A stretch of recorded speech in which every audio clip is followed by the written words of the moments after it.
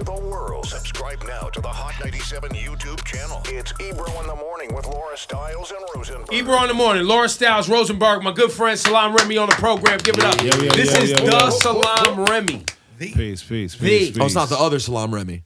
Well, no, I don't know if there is another one, but I just want to make sure that this is the one. The one. We got a lot to talk to you about. True. Specifically, this museum that you have and this whole movement. But we're gonna do that. We also are doing this thing trying to figure out the greatest 50 hip hop songs of all time. Today's every Thursday we submit 10 songs from a specific era. Today was 91 to 95, which was a very important time for you. Yeah. I was doing a lot during that time. That was when you did the Vocab remix. I did Nappy Heads, Vocab. When you were Supercat. Supercat 9092 was Ghetto Red Hot. I had Jiggy with Uptown Bounce, Toss It Up. All that stuff was run up here. We had me and Condas had Mac Daddy with Mikey Jarrett. Bush Babies, Remember We remix is big. Stuff. Big. I had Channel Live joints at that time. That was 95, 91 and 95. Yeah, just that whole early 90s. I was pretty much dropping a record a week. What was your first big credit? It's hard to say. In that time, we were just rocking whatever happened in the clubs. But I guess 92, I had Ghetto Red Hot with Condas, and then we also had Mac Daddy and all the other stuff. Even before that, I had credits on Craig G on Now That's More Like It album, stuff that Marley Marl had me co-producing with him. Wow. I was doing remixes for Queen Latifah. So tail end of the 80s. Tail end of the 80s, yeah. This is what I was really in. But before that, I was helping my pops with Curtis Blow records. So Curtis Blow, Back by Popular Demand album, which was my concept. That was 88 or 89. Right at the end of my high school. Man, that's history. Told you it was the Salaam Remi. No, that is a fact. It is the Salaam Remi. Can you tell us about this museum situation? We need to go check this out. Where, when, how, what? Give us everything. Well, I actually pulled the museum overall. I have my main flagship space in Miami in Wynwood. It's on Northwest 2nd Avenue, right in the middle of the heart of Wynwood, 2032 Northwest 2nd. But I actually said, wait a minute, I have to show people these things that I'm building in person. So this week we're at 98 Orchard Street at M1 and Ume's Legacy NYC Gallery. They were gracious enough to let me bring a whole museum pop-up into the city. So we're there until May 7th. May 7th. And is the Miami situation a permanent? It's a permanent space.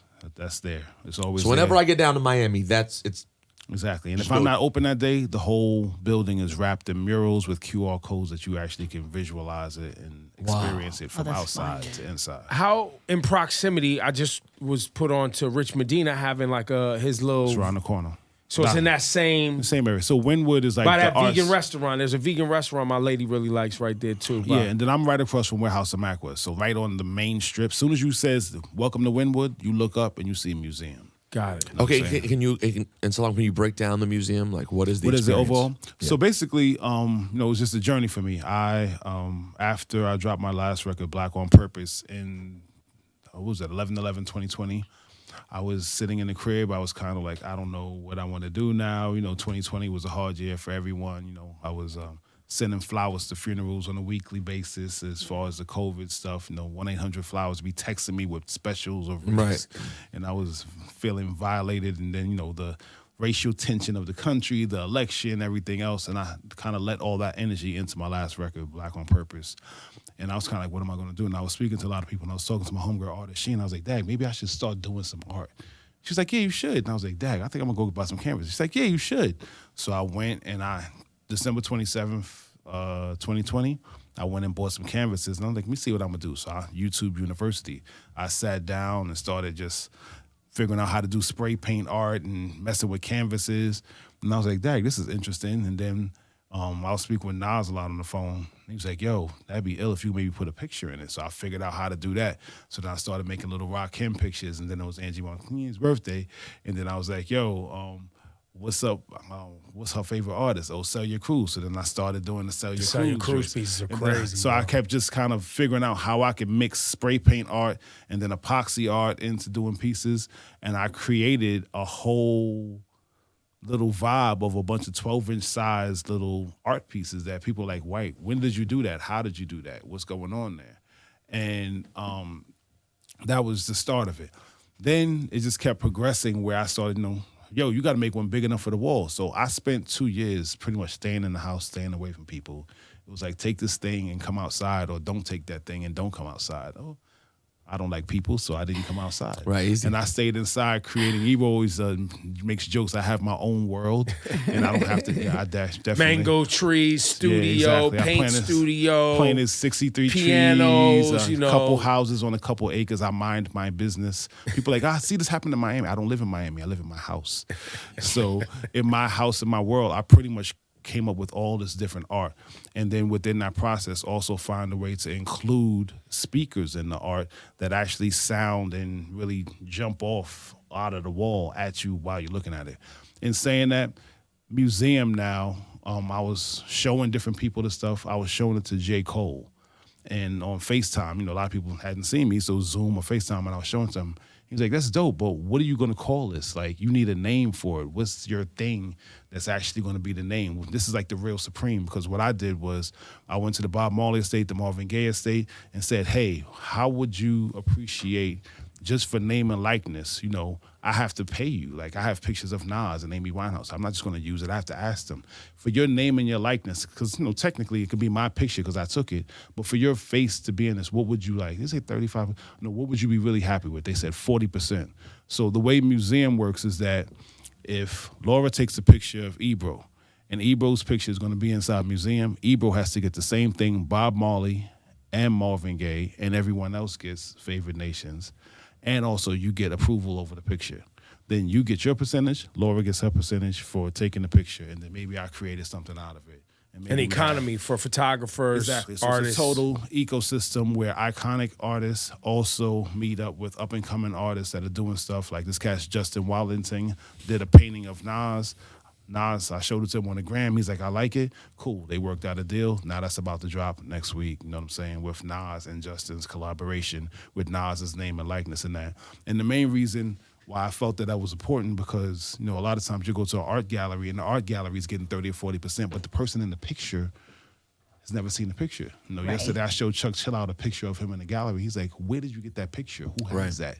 He didn't even know anybody took the picture and had it, and it's his image selling, but Chuck could use them a couple of dollars. That's right. Or, whatever else. It was something where, same thing with Supercat, Just Ice I've been talking to, Shinehead I've been talking to, just artists that I felt like need to be there. And then what happened was Supercat. Did you say Shine or Shinehead? Shinehead. Wow. So I spoke to Shinehead yesterday all day. Wow. So within that, and then Just Ice all day as well. So for me, it was a situation where I said, you know what? I'm making art based upon who I respect, what I think needs to be there, and also creating an economy where now artists, just from their name and likeness, they can make money from their name and likeness, and that allows them to not have to be in a place where they have to think about selling their publishing and their other catalogs and the evergreen things that will be here forever, because those songs will be here forever. Now, from their name and likeness alone, them or their estate, whoever else it is, can be generating money, because there are people who want to see our heroes. And our heroes are not only the people that everybody knows. Sometimes it's the people that certain audiences knows. So that's really what MuseZeuM is. MuseZeuM is me putting the heroes in a way where they can now generate money from being who they are, getting their fans down to it, and really just having a way for us all to participate in a ecosystem that is for artists, by artists, really coming together. Because a lot of artists walk up to a show and they'll see some merch or a picture of them. It's like, yo, it's really dope. I made it of you. Yeah, I'm selling it too. It's like, yeah. All right, cool. When I said to Stephen Marley, I was like, yo, so what if you had 1 penny for every Bob Marley shirt that existed? 1 penny. All right, cool. It's a whole nother world. So the whole idea is, for a lot of people, like I said, just putting them, and when I explained it to Flex, I saw Flex in the airport last week, and I explained to him what I'm doing. He said, I get it. You're pretty much finding a way to create value for artists and people that we love when in the space where they can't create the value for themselves. And you're putting them in a position to be, yes, I have Supercat right across from Bob Marley and Marvin Gaye. I have Celia Cruz, not just with Hector Lavoe and Tito Puente, but she's between Bob Marley, Marvin Gaye, Dennis Brown, everything else. And that's really where my life's span has been at this point, just me finding ways to help artists find their money that they should be getting, pushing things forward that are in that space, because I felt like MuseZeuM is really about that ecosystem. And the same thing happens, I had Rakim and Grand Poobah perform on April 22nd. Saw that on Instagram. And that concert of Rakim and Grand Poobah performing was important for me, because I also got to talk to Rakim. and ask him questions like self-esteem makes it seem like a thought took years to build. That was a conversation between us, and then also the show. But also with MuseZeuM, when you come and you experience those different things, yes, anywhere that goes, whether it's on YouTube, whether it's in the metaverse, whatever happens with these different footages, those things actually are benefiting the artists in the same way. They're also getting paid. They get perpetual usage of it. You don't have to worry about if I sold it to 12 pilgrims on Wall Street and now your kids can't actually use that footage. I'm always about just taking the creator economy and leaving it with the creators in a perpetual way. I tried to offer you money for, I think it was the Sell Your Cruise one. Yeah. You said no. It's already been claimed. Yeah, I mean, it was a one of one. Everything on the wall is one of one, and then how that pretty much works is the one of ones are on the wall. So great. There may be something else. You keep in touch. We'll get to that. But also we do limited editions, 1 of 100 shirts. So I'm wearing the Rakim Ricky Powell collaboration now with my art that I've done. But this on the wall has speakers in it. It has a Bluetooth system. Is 6 feet by 4 feet. It's huge. Rakim looked at it, it's like, I'm trying to figure out how I can fit it in my truck. You know what I'm saying? But at the same time, it's an economy situation where Ricky Powell's estate run by Tono, big up Tono's making money from it. Rakim's making money from it. And it's really just about putting things together. And of course, we have our icons that we know. But because I'm from the culture and I'm within it, I know that there's a lot of people that we love. You know, They get overlooked. The Grand Poobahs, the Shineheads, the Just Ice, I'm just living out my dreams by doing this, but also this is going to apply to so many other people in different ways. I'm across all genres, and this is always about utilizing the nostalgia into the future tech because we can also, we want to stay as analog people. But I still want my money digitally. Do you want a snail mail check that you got to wait 7 to 10 days to clear? I want to see it. You know what I'm saying? And it felt better for me to have Grand Poobah on stage and be hitting step to the rear, bing. Right. He got his money in his account at that moment. You know what I'm saying? So you get both. Yeah, that's actually dope. There. That's dope. So each piece has its own soundtrack? Curated by you? They're actually, each piece has a Bluetooth system in, so you can play whatever you want on the speaker. Play whatever you want, but I did tune the speakers because Bob Marley music got to sound good on the Bob Marley piece, and D'Angelo's music has to sound good on the D'Angelo piece. So each one has a little bit of a sonic variance to it. But like the person who's experiencing it goes through and gets to select what they want to hear? Oh, it's a Bluetooth system. You can play whatever you want. So it's a piece of art. So imagine that piece of art up there on the wall. No, I get it. But aren't there other people there? It's a Bluetooth system. But is it, but like... Oh, at the museum. You mean? Yeah, are you saying these are like... No, but when you take it home, it's your system. So basically, the idea So like, is for instance, I wanted to buy the Sell Your Cruise piece for my home. Yeah. Well, that's fire. And put it on the wall as a piece of art and a speaker. And then when you want to listen to Sell Your Cruise, then you just get to create the experience for yourself. Exactly, in your home. Or if you want to play anything to it, because it's ultimately a speaker. It plays that could just be my... Right, of course. But that could be that room's sound system. Because her pictures there, but in general... Oh, bro, that's crazy. So it's a sound system. It's like your Bose system meets your fine art on the wall, and it's also benefiting the person. What percentage of the stuff, like if you go out to the one on Orchard Street right now, is everything there spoken for? Nah, not all of it. Not all of it. And the thing is that I also... have it set up in a way that if somebody really wants to do something, I go back to the state. Like A$AP Rocky walked into Miami and he looked and he was like, yo, I want that one, but I want them with speakers. So I was like, all right, cool. So then I told the Marvin Gaye estate, hey, A$AP Rocky would like this one with speakers. They have to approve it. Everything that's going down, I'm not doing anything without approval. This is all the families. He took the Bob Marley? Nah, he wants the Marvin Gaye. But the Bob Marley is... The white one? The white Bob Marley there? Yeah, I think Bus said he's going to get it. Nah, Bus, I'm taking that one. Taking that? All right, cool. Well, that Bob Marley's like crazy. Long as Cedella Marley sees the transaction and Ziggy Cedella, says, we good. You got to put the stamp on it, then we going through it. Now, everything there is like, luckily, like saving with the Marvin Gaye, I was able to show it Jan Gay before she passed Art Basel weekend. So rest in peace to Jan Gay. But she gave me another boost in it. Because once again, it's like, if I'm doing anything with a likeness, it's almost like somebody taking your song and saying they're going to play it on the wrong campaign. Mm-hmm. No, whatever it is, you got to be like, I like that color. When I show Big Daddy Kane, we have Big Daddy Kane coming to Miami on June 10th doing the next series of the Midnight in the Museum. But when I showed him the piece of art I had, he was like, yo, that's my favorite picture of me.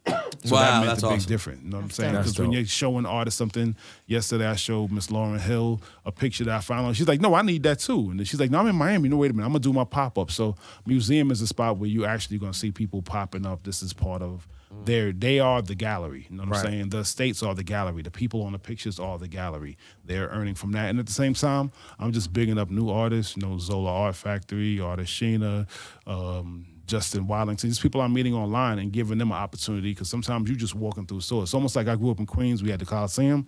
When I go to the Coliseum, I'm getting right from my teeth all the way to my shoelaces. Well, when you're in this space, you're getting all types of different flavors. That's going to be, you know, it's curated to that. Because I would be at Art Basel, and I'd be, you know, seeing one picture here and there. And I started doing my Do It for the Culture show where I would just bring it all out. But, you know, for me, it's all about helping people and helping artists, you know, being able to earn and do stuff. And I'm moving that along every space of it, you know, in the way that I feel right. Even with me doing blends. So, you know, me and you had a conversation about I'm doing a whole lot of blends now, playing around. But I'm like, why aren't these blends being cleared? So I'm working on it. Yeah, nobody wants You know to what do I'm the saying? work. I'm actually doing the work and making sure it gets cleared, because mixtape energy, those things, you know, certain things you hear only at OZ Tavern, you know what I'm saying, on a Tuesday night, and that's certain music. But guess what? That music actually should be available and the artists in it. So, you know, it's probably the first thing that's going to rock out is Marvin Gaye and Kenny Burke. You know, Kenny Burke I've been working with, trying to make sure that Riding to the Top is getting paid, but I'm helping him get their royalties too, and make sure that everybody's, you know, on point with it. So that's my ministry and my work and my purpose. Because You I feel fulfilled right now. Oh, 1,000%. Because I realized that's, you know, I retired from actively producing on my 50th birthday last year. And I looked at it like, what did I always do? I always gave artists a chance, you know, and it was bigger than just me saying this is a record. Like, you know, what Lauryn Hill has to say and the things that she said in her interviews was also as strong or stronger than just her singing voice. You know, what the Fugees meant to the actual Haitian population of the world. Not just here, the world. The world. And the proudness that people, you know, a lot of people wouldn't always say they were Haitian prior to the Fugees coming out. Right. You know what I'm saying? But they were able to big up their chest. So we made music, and the music stood up, but also what it meant. What Bob Marley in Conviction, what he meant to the world and what he was standing for was stronger than his singing voice. You know what I'm saying? Those words were really important. And to me, that's really where I'm looking at it. All the artists that I actually make art of, or actually artists that I even post on my page on the gram, it's like a little, my video music box inspiration. It's really artists that I really feel like they had something to say. They have a purpose. And myself, when I had to look back at my body of work, it wasn't just people who made songs. We didn't even some nice records, but these people also influenced everybody else. And they had an influence as a person. You know what I'm saying? Nas is an influence as a person outside of him just being able to rap. It's bigger than that. You know what I'm saying? Salaam Remi, ladies and gentlemen, go look for the MuseZeuM. Spelled M-U-Z. MuseZeum. www.musezzeum. M-U-S-E-Z. zeum.io. MuseZeuM. And one more time for the pop-up in New York. Pop-up is at 98 Orchard Street, just below Delancey at Legacy NYC. You know, we're here until the 7th. And, you know, sometimes we'll be back again and again, but until May 7th. Quick test before we wrap. Yep. What hip-hop song better be in the top 50 greatest hip-hop songs all time? I mean, if you just told me off the top of my head and I think about my top hip-hop song, it was Rebel Without a Pause, Public Enemy. Public Enemy, Rebel Without a Pause. Yeah, that's my driving force. That's it. That's We what makes me submitted, make hip-hop. Rosenberg submitted Shut 'Em Down, Pete Rock remix today, but the people got to vote on it Okay, I got you. because the era was 91 to 95. That was strong. It was the first time somebody had the nerve to talk on someone's record while you remix it. Like being a remixer myself, I was like, did Pete just go woo? And another Pete, did he just put a verse on Chuck D's record? Well, yeah, like there were nobody putting verses on your record. Like that didn't exist. Like a remix was like you changed the track, put a your verse on voice? somebody's song. That was That a did not- Pete. That was a Pete calling card for a while. It was like he's like get his verse in there too. No, I mean, no, Pete Rock started. That remix started. Like, I think Pops from De La Soul said, I'll talk all over your records like I'm Sean Combs or Pete Rock. Yeah. He said Because that's that was a 91. bar. That is the beginning. No, Yeah. no one ever put a verse on a record and called it a remix, unless you were like Jody Watley and Rakim put a verse on it. You know Right, what I'm but not saying? the producer. No. You never, like, Pete, you had the nerve to rhyme next to Chuck D? Like, who do you think you are? By the way, and in retrospect, I'm like, I don't know. And he could have probably just left that remix with just the beat. Exactly. Now, That changed. I this just popped up. This is weird. You did the Major Stress single. Major Stress was my group. That was your group? Yep, my group. We have an album that's unreleased and probably bootleg somewhere called Against the World. Rest in peace to Leon CeeLo Sainsbury and big up Ballhead. I just got put on recently. Like, you know, the indie world, like there's stuff you know, stuff you missed. I missed A Day in the Sty. A Day in the Sky. That played here, you know what I'm saying? Someone just gave me the 12 inch as a gift. Yeah, A And Day in when the Syph and Sky. I played it on the podcast, I was like, yo, how did I miss this? I mean, Ebro, it's an incredible, just boom bap underground record. But on your Wikipedia page, there's a whole Major Stress album listed, but not until 2013. Why is it listed? Did you guys do it It later? never came out because rest in peace, CeeLo went to jail for a long time. Got it. And he wasn't around, so I had half a group outside, half a group inside, and you know, the 90s were kind of wicked. A lot of my artists, Ross T, him, you know, a lot of my friends actually took vacations until the early 2000s, you know. And I didn't know you. I don't think I realized you did. We probably already discussed this, and I didn't realize it once. Then I'm surprised again when I hear it later. But I didn't realize you did the whole Ziggy album. Yeah, that was my first group. Ziggy was your first group. Yeah, it was my first group that I did the whole album. So that's how I got out of going to LaGuardia Community College. I said, Dad, I need 6 months to finish this album. So can I take 6 months off from school? He was like, all right, cool. But when you finish it, if you don't got another album to do, you got to go back to school. And I never went back because I had another album to something to do. So I was I 50 figured years out how old. to put something in the calendar. So that was basically it. But Ziggy, Did he consider it a success though? Because like Raking in the Dough and Toss It Up both did pretty well. I mean, they were a hot group. I mean, ultimately, you know, they rocked. Those are still super classics in the Philly side of it. They were dancers, ultimately. That was Special Ed's dancers, Prince and Kzo, YZ's dancers, Sound, and everything else. They were out, you know, they were the mop heads. And then out of that, big up Ant and Danny from Lyricist Lounge. Ant from Lyricist Lounge is on that album. Oh, really? The Some Low Live skit. He's rhyming on that. So the whole Lyricist Lounge thing came out of our sessions. What did Danny have to do with it? Danny was just with us, but Danny was a dancer too. Oh, because Danny was a dancer. Danny was a dancer too, but they were all with us. Like that, you know, all the Toss It Up, all that stuff. Ant and Danny on that. Wow. They're in Raking in the Dough, do the Uptown Bounce. Like do they the were part of Uptown our Bounce. crew. At that time, our studio was on 53rd between 9th and 10th, the back door of the Red Zone.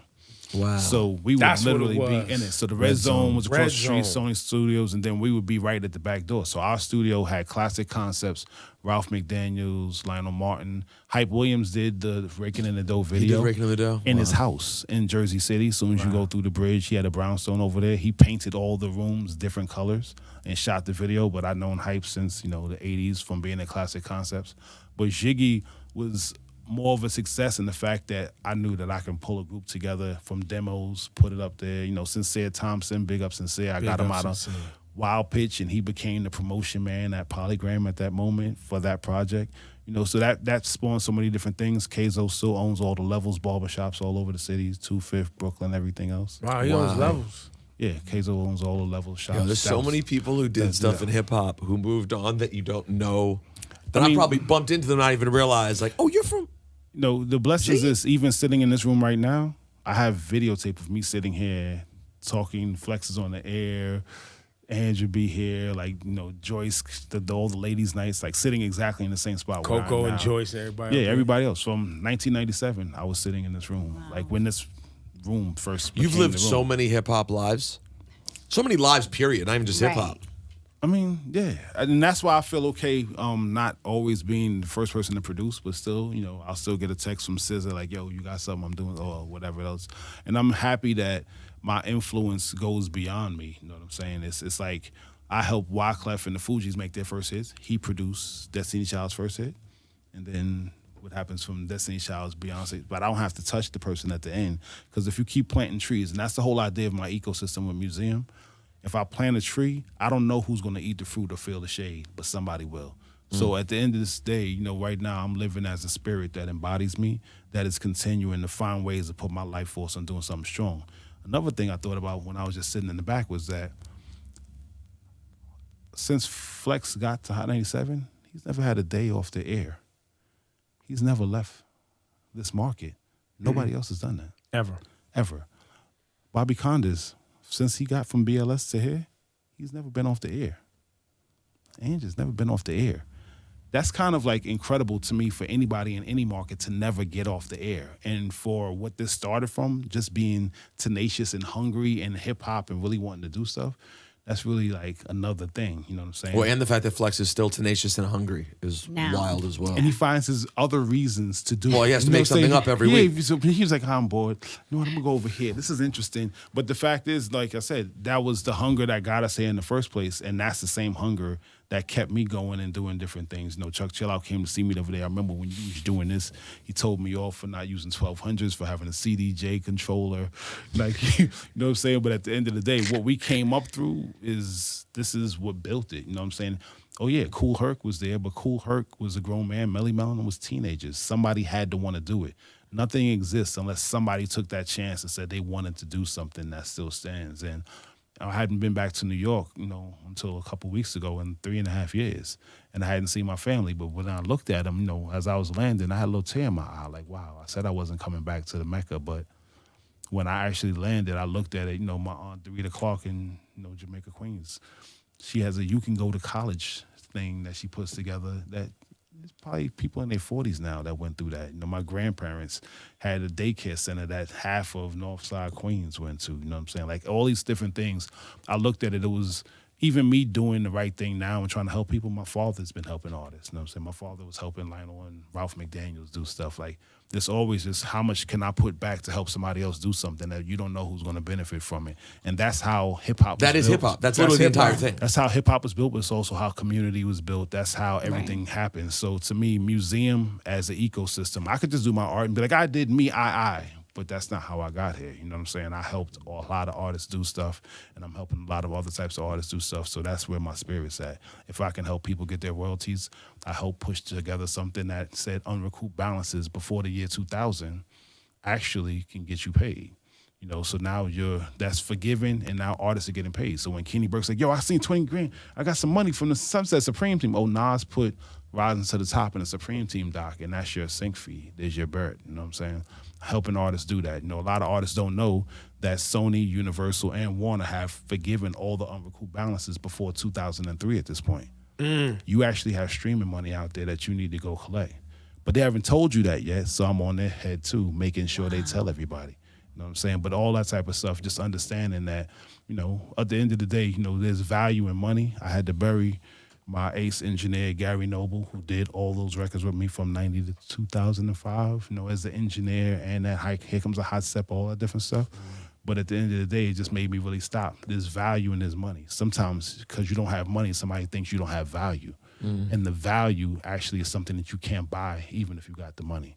And a lot of our artists have value. They just have no stage to go to. You know what I'm saying? They have nowhere to go to actually show their value, to find their community. And there's not an everything. ecosystem making it matter. Exactly. Right? That's the other piece of the value proposition. Exactly. Is the demand and the community that values it. And understanding where it's at. You know, I was thinking earlier, like, you guys didn't grow up in New York, but, you know, most people that grew up here in the 70s and 80s know Moody's Moved by Love. Moody's Moved for Love